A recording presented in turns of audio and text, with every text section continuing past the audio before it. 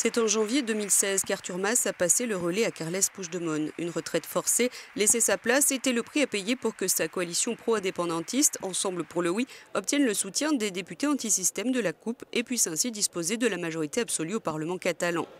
Une majorité indispensable pour poursuivre la mission, à savoir aller encore plus loin dans le processus d'indépendance de la Catalogne. Moins d'un an après, en décembre 2016, les groupes pro-indépendantistes se réunissaient à Barcelone et fixaient la date d'un nouveau référendum pour le mois de septembre 2017. Le fil conducteur, le dénominateur commun, ce qui nous rassemble, c'est la volonté d'organiser en Catalogne un référendum sur le futur lien qui unira la Catalogne et l'Espagne et de le faire en accord avec l'État espagnol.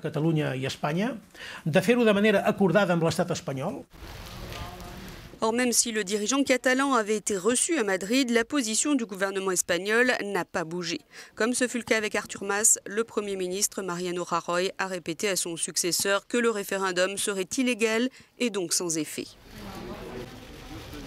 La Cour constitutionnelle espagnole a également proscrit toute consultation populaire et lancé un avertissement à Puigdemont et à la présidente du Parlement catalan, Carme Forcadell.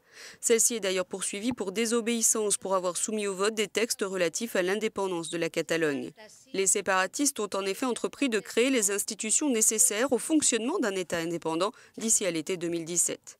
Le gouvernement catalan a ainsi annoncé récemment qu'il allait mettre en place un système de collecte de l'impôt des Catalans indépendant dès le 1er juillet prochain, ce qui priverait Madrid de ses prélèvements.